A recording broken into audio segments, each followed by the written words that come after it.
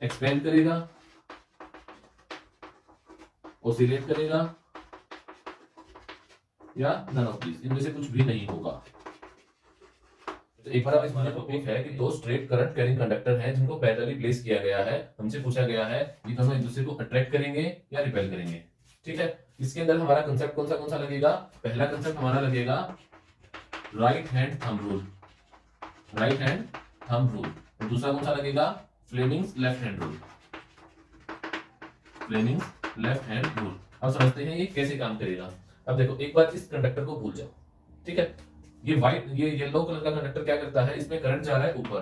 तो according to right hand thumb rule हम क्या देख सकते हैं? ये कंडक्टर के अंदर करंट नीचे से ऊपर जा रहा है, मींस यहां से यहां। तो अगर हम राइट हैंड थंब रूल लगाते हैं, so place your thumb in the direction of current. तो करंट नीचे से ऊपर जा रहा है, देखो इस डायरेक्शन में, इस डायरेक्शन में। तो हमने क्या किया? थंब को यहां प्लेस किया। कर्लिंग ऑफ फिंगर आपको क्या देंगी? Direction of magnetic field. तो आप देख सकते हो ये कंडक्टर यहां है। 3D में क्या समझते हैं हम कि इस कंडक्टर के इस साइड का एरिया, यहाँ पे मैग्नेटिक फील्ड कहां जा रही है? अंदर। और इसके इस साइड से इसको करंट करके यहां से निकाला तो यहां से मैग्नेटिक फील्ड बाहर आ रही है।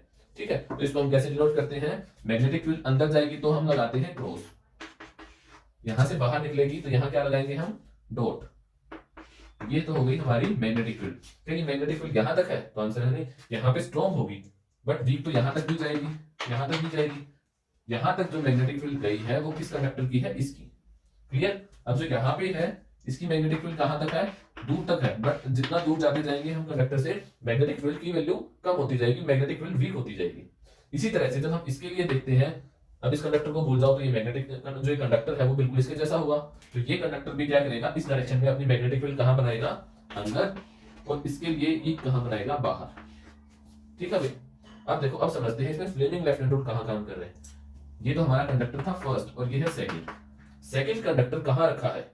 सेकंड कंडक्टर फर्स्ट कंडक्टर के मैग्नेटिक फील्ड में रखा है। तो इसके लिए मैग्नेटिक फील्ड कहां है? अंदर।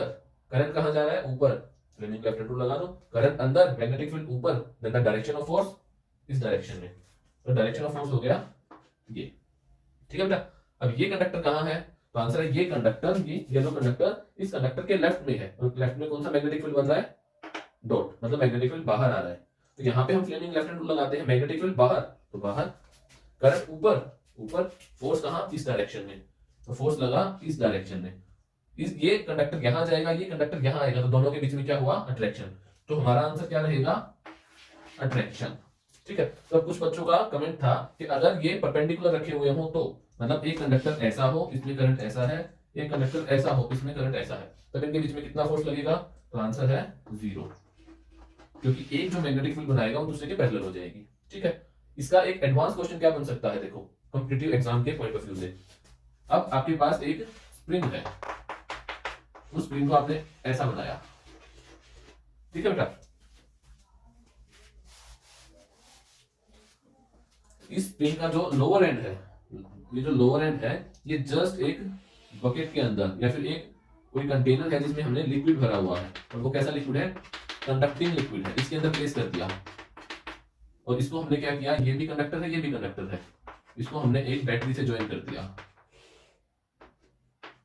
ठीक है, अब इसके अंदर क्या कर रहा है? करंट फ्लो कर रहा है। अब आपसे पूछा जाएगा जो ये राउंड है, राउंडिंग हो रखी है, कर्लिंग हो रखी है, इनके बीच में क्या होगा? मतलब ये स्प्रिंग है वो क्या करेगा? श्रिंक करेगा, एक्सपेंड करेगा, ओसिलेट करेगा, या नन ऑफ दीज, इनमें से कुछ भी नहीं होगा। तो एक बार आप इस वीडियो को पॉज करके इसका आंसर कमेंट कर सकते हो कि क्या है, पहले आंसर निकाल सकते हो। इसका आंसर आपको वीडियो के लास्ट में मिल जाएगा। ठीक है, अगर आपको वीडियो अच्छी लग रही है तो आप इसको सब्सक्राइब भी कर सकते हैं, शेयर भी कर सकते हैं। It's up to you. अब इसका आंसर देखते हैं बेटा। अभी हमने क्या देखा कि अगर करंट सेम डायरेक्शन में फ्लो कर रहा है तो उनके बीच में क्या होता है? अट्रैक्शन। अट्रैक्शन होगा तो ये श्रिंक करेगा। तो हम ये सोच सकते हैं कि हमारा आंसर श्रिंक है। कैसे? अब देखो, करंट यहां गया, इसके अंदर भी यहां से जाएगा, तो सेम डायरेक्शन में करंट है तो ये श्रिंक करेगा।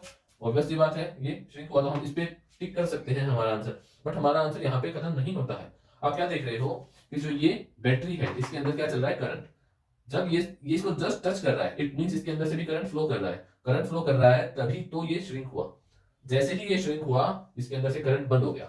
करंट बंद होने से क्या होगा? मैग्नेटिक फील्ड नहीं बनेगा। मैग्नेटिक फील्ड नहीं बनेगा तो जो इसके अंदर अट्रैक्शन हुआ था वो लूज हो जाएगा। जैसे ही अट्रैक्शन लूज हुआ तो ये स्प्रिंग जो श्रिंक हुई थी ये क्या करेगी? एक्सपेंड करेगी।